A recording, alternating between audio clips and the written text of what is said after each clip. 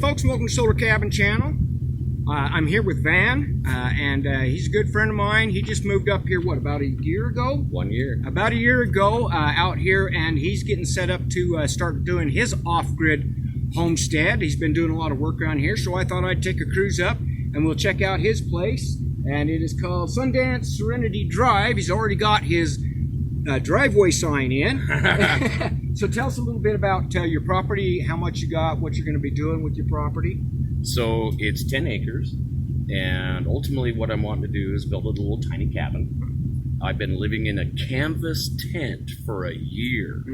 Like, no bullshit. Yeah. Can you swear on it? And I've made some improvements. I carved in some roads and created a 1 acre meadow just off to the edge over here. We'll take a look at you might that. see later. Yeah. And another half acre area where I'm going to build the homestead, the little cabin area. How many acres did you say altogether? 10 acres. 10 acres.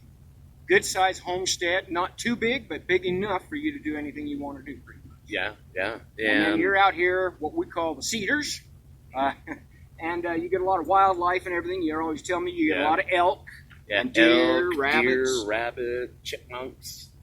And had to kill massive amounts of mice initially, but they're all gone now. Knock on wood.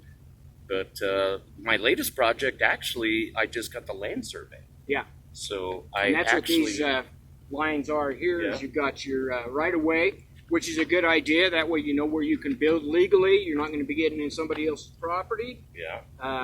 But it is a little costly. How much did it cost you to get the survey done? So 10 acres, it was $1,500. Yeah.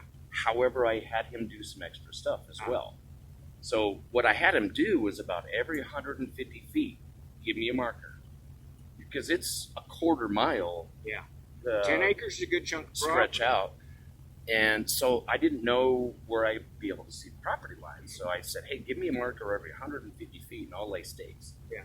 And everything. And so that helps you lay out a straight line and get your property lines. So eventually I can put up a fence and maybe eventually have horses or mules. And so. Yeah, that's great. It'd be nice. Okay, we're going to go on up. We're going to check out. He's got a meadow set up here with a little bit of a pond. Then we'll go on up and check out his where he's living right now in a tent, and also transitioning to like a shed cabin for a while until he can build his place. So let's go on up the road. All right, that sounds good. So this is Van's property where he's got a meadow already cut in, and he's got a pond down here. So tell me about what you've been doing here, because I know you're doing some planning for some landscaping. Yeah, so really ultimately what we did is when I got the land, I had access to it from that easement, but there weren't any roads in here. Yeah. So I hired a bulldozer to come in and blaze in some roads. And I did a whole bunch of cutting with Sawzall with all the junipers and everything to kind of widen things. And then this road here, which we can take a look at in a minute, was not a road. It was just a 30-degree angle hill. And I needed access through here. So I had him bulldoze this, but while he did it, I had him bring the refuse in here to build me a dam. Yeah. So what I wanted to do, because I got a rainwater harvesting permit, and created a pond. So while he was here, I said, hey, let me pay you some extra. This is all a sagebrush field out here. That's where you put the extra dirt that he pulled out of the road. Yep. Oh, okay. Now, what are you doing here with these fences? I'm gonna grow wildflowers. Okay. Once I have a well drilled or whatever and have full-time access to Pumping water, irrigation water. Yep. Then All takes time. I'm gonna grow a wall of flowers that are morning glories and. Okay, so we're going to walk down in here and take a look at Van's meadow down here. Maybe he can explain what's going on. So tell us what's going on with this. First, this is your pond down in here. Yeah, so when he cleared that road, I had him put all the debris over here to create a dam. Okay. And what we're wanting to do is create a pond to where I can eventually retain water and then pump it out for irrigation to grow trees and all that. Yeah. We had a storm come through recently. So this is rainwater. This is rainwater. And we had a storm come through recently to where it was approximately 4 feet deep. Huh. And the way that this is built in here naturally, other than the dam, it would hold 88,000 gallons. Huh. So once this is saturated enough to be able to hold that water, I can use that year round if I wanted to pump water out and I'll walk out here to the end of this and take a look. irrigate this 1 acre that I had the bulldozer flatten out and get rid of all the sagebrush. Okay. So now the sagebrush is gone. You can actually see the sagebrush on the edge of my property. Yeah. So that's your property line there. Yeah. You'll see some orange flags, Yeah. little yellow flags, and all that. The sagebrush is on the other property, and I've flattened it out to where I can actually access it. And once I get the rainwater harvesting, I plan on planting a forest here. Oh, that'd be good. So, Shade is always good. You always got to consider if you're going to have shade on your property. yeah. So, Especially out here in the Cedars where temperatures can get up above 110 at times. Not too often. yeah, it's been pretty hardcore. We had a hardcore summer. Yeah, it was real hot here this summer. Very hot.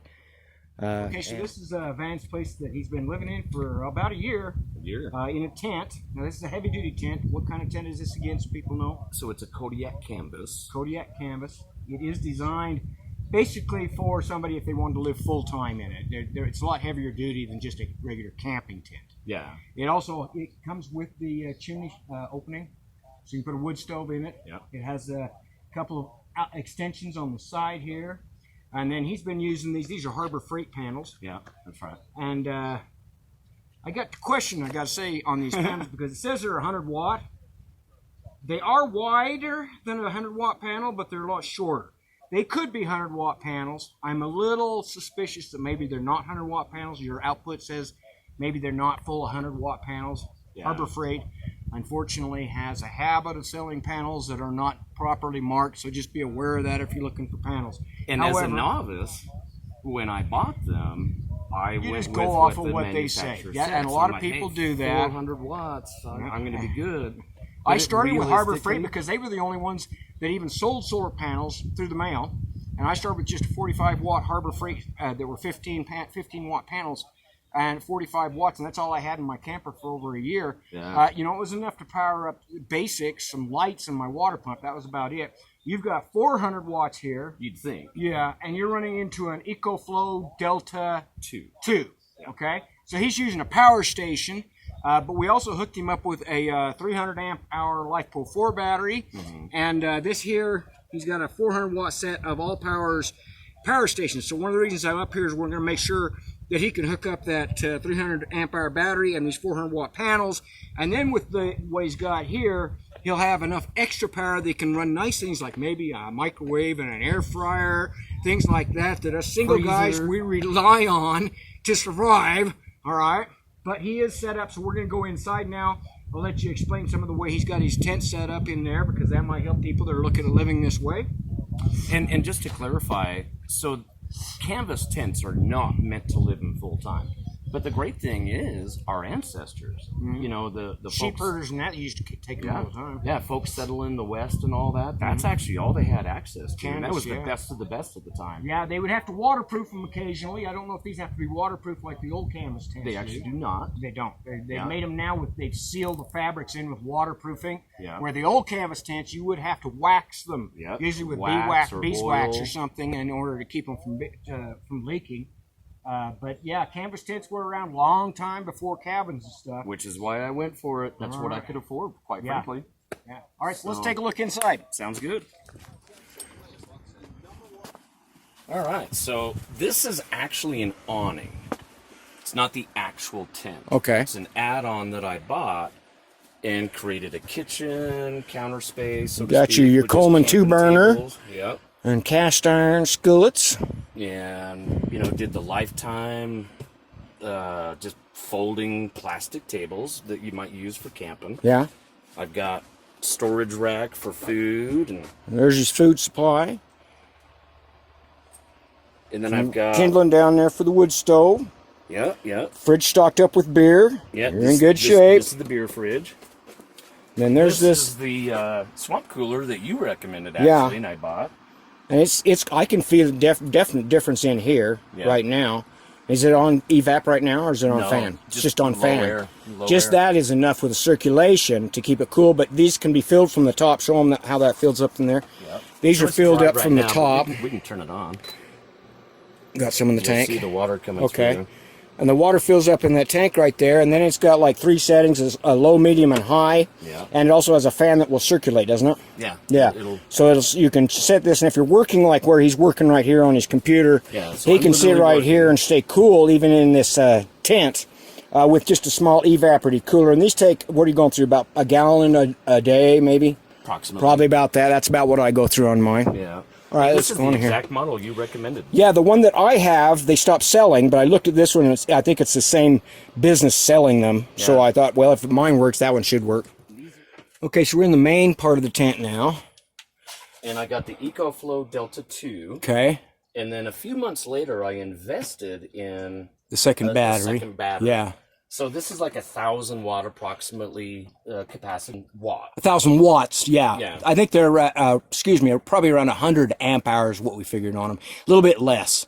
Yeah. So as an example, if you had a 100 watt appliance, it would run for 10 hours. Yeah. So I bought the backup battery, which is also approximately 1,000 watts. So now I have essentially a 2,000 watt system. Huh. And that's been enough to run your basic needs. Yeah, for the most part, and I'll show you what I do when the solar is not coming to capacity, because we kind of talked about Yeah. the solar isn't quite doing what it's supposed to. Right. So every once in a while I have to kick on a generator. I can show you that out there. But especially in the wintertime, this will go in the wintertime 4 to 6 days. Really. And That's good. Running a big screen television. You got the flat screen TV set up. Yeah. You got 2 a refrigerators. Magic Chef fridge. You got 2 of those. Stays cool. Yeah. Little ice box in it. Yeah, little tiny ice box. Yeah. Which I'm going to buy a freezer like you had. Yeah. had Use recommended. one of the 12 volts. They're a little bit more efficient. These fridges run anywhere from 80 to 100 watts. That's right. Yeah, and And I have 2 of them. So yeah, and he's got 2. So that a system like that, you're going to be pushing the edge with that system, trying to keep both of those running if you're going to run anything else at all. Yeah. So we're going to beef up his system. That should help there. And these fridges are good. I have one. They're a little bit more on the watts than like the 12 volt fridges. The portable fridges, which I have reviewed several of them, they are low. They only use about 40, 45 watts when they're running, and they only run about 15 minutes an hour. Where a fridge like this, especially in a tent, and this is part of the reason, Yeah. this tent is going to be a lot warmer, and so that makes the fridges run a lot more than they really need to. What's your temperature saying? So it's 81 degrees outside right now, but it's 97.7 inside. And I can feel it's kind of like a It's quite hot. And steam room in It's here. vented. Yeah. So you got to understand the tents, tents don't have any insulation. Yeah. And they will trap the sun inside, and that builds up your heat. So in a desert situation like this, a tent can sometimes be a real heat catcher Yeah, you don't and go in cause here- problems You don't go in here in the summertime. in the You wait till summertime. nighttime. Yeah. For nighttime, though, then, our nighttime temperatures are fairly cool in the summer, and so you don't really need anything, but we can get hot. Let's get out of here because it's kind of hot right now. Now, real Oh, quickly, wood though, stove. In the wintertime, I've got the Camp Chef Alpine Yeah. model. So this is a wood burning stove. You can cook right on top of it. I've got the little temperature gauge to know that I'm not burning too hot or too cool, because either way it could Yeah. be very bad. And it's really awesome. Like, you literally just put wood in there. Now, some of you people have watched my channel for years, that I reviewed one of these, this Camp Chef model right here. But it's probably been 8-9 years ago since I reviewed it. But they still sell them on Amazon at a very reasonable price. They're well made. I like the fact they have the flat love cooktop. it. They have the racks on them so you can put your stuff that's a warmer, or you can set your gloves and stuff up there if you need to. And you can also get a side mount water tank for these. Goes right on there. And so if you need to heat water, and it has a tap on it so you can open it up so you can actually heat water with one of these. And you're set up. You got your little wood rack there, and you got your ash bucket. So everything looks safe. Yeah. Really good. Fire extinguisher. And a fire extinguisher. Yes, he's set up, folks, for safety. Then what are your lights up here? These LED or they're so these halogen? are solar power LEDs. Okay. Each one is approximately 1 watt. They really don't take much power No. whatsoever. And it just runs off a little solar. And it's got its own solar panel. Yeah. Yeah. That's a good system there because then you're not relying on your main system. You're just relying, it has a battery built into the system and just charges them up and runs them. Exactly. All right. Good job. Let's get out of here and cool off. Yeah, it's hot in here. Oh, we might. Van is going to be transitioning, however, before winter because of that zipper right there. And I'll let him tell you about that. Yeah, so I've repaired it multiple times and have gotten it to work because, quite frankly, tents aren't meant to be used every single Full time, day yeah. for 365 days. Right. They're going to get a lot of abuse doing that, just like a house does. Yeah, you figure this has been zipped and unzipped 10 to 15 times every single day for 365 days. Yeah. And it has finally officially failed, which means I can't keep the critters out at night. Can't keep the critters out and probably makes it harder to keep cool and warm because you're losing some of your heat and your coolness with that door open. So when it finally failed, and ultimately I'll have it repaired, but because this tent is still incredible, it's incredible. But what I did the very first morning, I woke up and realized I had mosquitoes, flies, possibly scorpions. I busted butt and moved my bed to my shed. We're going to go down and check out his shed too. Yeah. Now, just so you know, because I've told him this, but he freaks out over scorpions a little bit here. Our scorpions here are like a bee sting. Still. But you don't want one in bed with you, so I can understand you don't want to wake up with a scorpion in bed. And they do love to crawl underneath things, rocks and stuff like that. So if you're sleeping in a sleeping bag like that, they're going to look for a nice place to get under, and so you might be it for their habitat for the night. So I think that's kind of funny, though. But now you need to be aware that's not true in other places. You go like down in Arizona or Texas or places like that, they have those big old black back scorpions. Those suckers can kill you, okay? We also don't have rattlesnakes. That's one thing. We don't have rattlesnakes down this low. We do have rattlesnakes in this area, but mostly they're up higher and around the lakes and stuff like that. Right in this area, we don't generally have, I've never seen a rattlesnake in this area. A blow snake, you might get a brown blow snake, but you won't get a rattlesnake in this area. All right, we're going to go down to his shed now and check that out. Okay, so here we are back outside of Van's tent. I'm just going to kind of show you an overview of his setup here. He's got his wood splitting and a wood pile there. Yeah, in fact, I can show you this. This is fantastic. Is that a wood splitter? Oh, okay, so he's got, is that gas or electric? Electric? So that's what's so cool about this. It's a 5-ton, so 10,000 pounds of pressure to split them up. Split a log to be able to use in the wood burning stuff. Yeah. And cost me a few $100s, and it runs off 1,500 watts. So you can run it off the EcoFlow. Actually, or you're running it off the generator. Okay, that's the other thing we're going to show him over here. He's got a generator, and that is a. So this is a what's the name of it? I can tell from the yellow and black. I know what the brand should be. Champion. Yeah, it's a Champion dual fuel. Dual fuel, so it'll run off either propane or gas. Yeah, so it's got a gas tank up here, which I have never used. Yeah. And I run it off of propane. It lasts, oh my goodness, in the wintertime, a month.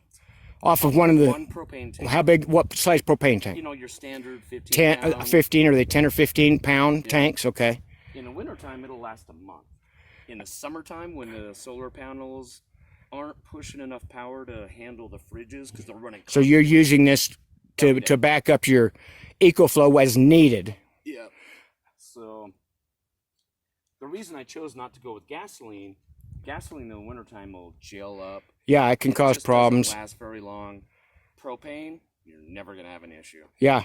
Not quite as efficient when they run off of propane. That's right. But, fuel-wise, you can store propane forever. And that's what I tell people. If you're using propane for heat, your on-demand water heaters, heating, or running a generator, you can keep those and you don't have to worry about them going bad. And they can store, so you can store several tanks for whenever you need them and don't have to worry about them. So I like propane for that sort of use. Or, propane. Yeah, and this I picked up at Home Depot. They're not all that expensive. 100% worth it for a backup system. And see, Champions is what I have recommended to people. I've never had one this big or the dual fuel. I use the 15, or it's actually a 1200 watt smaller unit, and I've used those for years and years and years. Champion brand's a really good brand if you're looking for a generator for an off-grid system that isn't going to break the bank. And then around here, tell us you got a bathroom.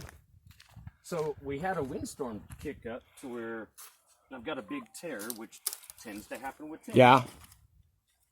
But this is actually a shower and toilet. Toilet at the same time. Yeah. So you've got a portable shower that you fill from a bucket. Is that how you're using it? Yeah, so I'll take water from a stream as an example. It's been a while since I've actually had to use this, so, you know, with the windstorms. If I can show you. You need to get some of that clear tape. I tell people I keep a roll of that packaging tape to fix little rips like this. You can see he's got his pan in there. Oh, okay. So there is the massive rain come through. yeah. You got some rain and leaked in here, and your corners are starting to rip out on this tent too. So it looks like you're getting about ready for a new bathroom. It looks like, and you're going to do that down at your shed. Yeah, we're going to be upgrading this, but this is fantastic because you can wash your hands in the sink. And then use the And the overflow. water actually goes And you can to see the little toilet hose he's got down there that flows into that. to And then he's clean got a the toilet. 5-gallon porta potty, which is almost the exact same model I'm using. Is it? Yep. I don't have one of the sinks like that. I did run sink water. When you get into your cabin, you probably want to run a different system. But for a setup where this is off grid and you need to fill everything up from your own water, Yeah. this works. And so this is a pretty good size. Here, we'll back up. And this lasted It's- to a pretty darn good time. We just had some massive Here rains. again, we've had a lot of rough weather, but here again, these are temporary. They're not made for a permanent situation, so you want to consider that. They're not going to last you for years and years.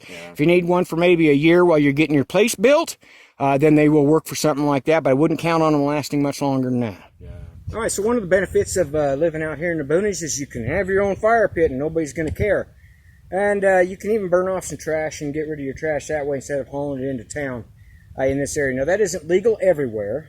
True. But in this area, you can generally get away with burning some of your trash off. And Van's got himself set up here, a little fire pit. Tell us about it. So what I did, one of the very first things I did, you know, I grew up camping and hunting and fishing and all that. So one of the very first things I did is took a shovel. In fact, I didn't even have to take a big shovel. I literally took a little spade Military shovel.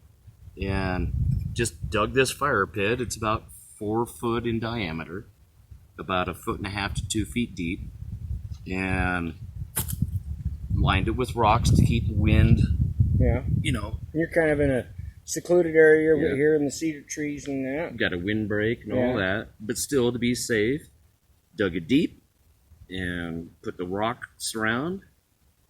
And I've had many a great fire pit, listened to some music out here, and just really enjoyed just kind of the ambiance of camping, Yeah, but yet on your own land. right. So Okay, so Van's gonna tell us a little bit about this shed that he got. And that's his emergency system. I just really enjoyed just kind of the ambiance of camping, Yeah, but yet on your own land. right. So Okay, so Van's gonna tell us a little bit about this shed that he got. And that's his emergency system. I just set it off. Now this is an 8x12 yep, 8x12. shed, and you can see he's got his bed set up in there. He's got some storage containers. He's just been transitioning from his tent down to here, and is going to probably insulate this and get it set up so they could use it for a cabin over winter. Eventually, he wants to build a nicer big cabin sort of thing, but this will be a temporary situation, possibly maybe long term. Who knows? Never You know, know. sometimes you have to live in something like this for a few years while you save your money to build something nicer or build onto it or whatever you're going to do. So this is an 8x12, 2x4 construction, and you're going to be doing, how are you going to do your insulation? I'm doing foam board insulation, and the reason I did that is it's anti-moisture, antimicrobial. It's not as easy to install as the fiberglass bat insulation, but there's so many benefits to it that it's kind of worth it to me to spend the extra money. And once I get insulated, then I can put in the ventless heater like you recommend as well. The reason why I even did this to begin with, I was already living in the tent, but that zipper failed. And I immediately moved my bed in here. Yeah. Like, I need a safe place to sleep and feel good that I'm not. This will be a lot more comfortable too. Even in summer, you're gonna get some insulation effect that'll help it so it's cooler in the summer. Yeah. Get it insulated for winter. You can heat this up with just a small wood stove or a Buddy propane heater, or I've recommended him a propane heater that is a radiant heater, which is what I use in my cabin. Yeah. The Dynaglow heaters, which I've done videos of. Those have a thermostat on them, so you can set them in a place like this. You could probably set it on the lowest setting, and it'll keep this warm, toasty warm all winter long, and use very little propane for heating a place like this. And I'll kind of walk around now and just kind of show you the inside a little bit, and we'll kind of walk around the outside, give people. This is 8 foot. Now you can change out this door. There's that alarm system again. You can change out this door for a single door if you want to. And you can see the construction on this is on 16-inch center. Yeah. OSB outside and up, and it looks like 2x6 roofing. And so you could insulate this really well and be just fine. He's got his bed in there. And then once he's got this situated, he's got places where he can put shelving and cabinets and all kinds of stuff that you can do in here. And set this up so it'll be a nice little place. And you can also, if you want to, you can knock out between a couple of these studs, knock out your side door, build you on a shed roof addition, which is what a lot of people do. So we'll walk around this.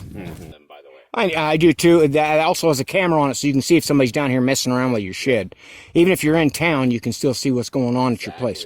Now this is a 8x12. This is where did you get this? Lowe's or? Extremely well built. Yeah, and we can say it's a Cumberland shed, and they do have vents on the ends up there, and we'll kind of walk around it here so you can see. Now you can see you could easily put in a door on a side, and then you could build a shed roof addition on one of these, and that'll double your room basically for how much space you have. You know, when it was really easy when I first got it, the very first thing I did when it was bare, I didn't put a single thing in it. I literally took the little shake a can, foam sealant, and I stood in the dark and watched for the light where it was coming in, and went around and sealed them up. Foam everywhere. And that's the thing about these sheds; they're not really designed for living. So they're not going to have a vapor barrier on them, but you can do a lot to seal them up. He's going to be using foam core, which is basically your vapor barrier, so you don't have to put an additional vapor barrier on it. Now, these do come on 4x4 skids. He's got his set right on the skids. Yeah. You can also raise them up, put them on a cement block foundation if you want to, get them up a little bit higher off the ground. They look good, and is a good way for a starter for a cabin where he's out here remote. You can get one of these delivered to your property fairly inexpensively. How much did this run you? So this unit here, it's an 8x12 with 16-inch on center, 24-inch roof joists, and it was $3,750. $3,750. And they literally delivered it. And that was delivered. Okay. That day. All right. I told them I have an emergency. I've got storage in a tent, and the tent's leaking, etc. And they came out that day. It was amazing. I know. Okay, so folks, so that is Van's homestead. Like I said, he's just getting started out here, been out here about a year. 1 year. Living in a tent, and now he's got himself a shed that he's going to be converting into a cabin, something that I've recommended a lot of times on my channel. If you don't have the time to build something, or maybe you don't have the skills. Now, Van does have the skills, but he's working a lot and has to travel to the city. And so, but for a lot of people, if you don't have the skills or you don't have the time to build something, you can always start with one of these pre-built sheds. You can always build one of these or put one of these on your property. Then if you want to later on, you can add an addition, put a couple of them side by side if you want to for an additional room and start out that way. I think it's going to make a really fine cabin, and especially for wintertime, because our winter times can get cold here. We can get minus 20 in this area, and you can freeze yourself in a tent pretty easy. Now, he did okay in this last winter. He had a wood stove in there, but, tents are not really designed for full-time use and wintertime use. So you want to consider maybe something a little bit more sturdy, something like a shed like this. All right, Van, I really appreciate you sharing your experience and what you're doing up here, your adventure in building your homestead. I think that'll help maybe give some people some ideas of what they can do. And it all takes time. It all takes money. You know, you're not going to do it all at once. You're going to have to plan out. I'm going to do this when I get this check. I'm going to do this when I get the next check, sort of thing. And so that's just the way it works, folks. In fact, I'll share with you a super quick story. I did not plan on living in this. I bought that canvas tent a year ago that Ben living in with. An emergency happened where I had to get out of there. Right. And I ended up in here. And then, you know, in talking, we realized you can make a home out of that. Yeah. And that's what I'm going to do. There you go. And there he'll have his own cabin on his own place. And over time, he's going to develop his property, get his meadow all developed, and get some landscaping and planting and trees and stuff like that. And get his water set up so that he can start irrigating things. And it just all takes time and some scratch. All right, folks. I hope you enjoyed this video. And go over to Van's channel. Tell him what your channel is. So it's Sundance Serenity Hideaway on YouTube. All right, go over and check out his channel because he's always doing stuff over there so you can follow his progress of what he's doing on his channel. Have a great day, folks. Sure appreciate it. Put this under your tongue to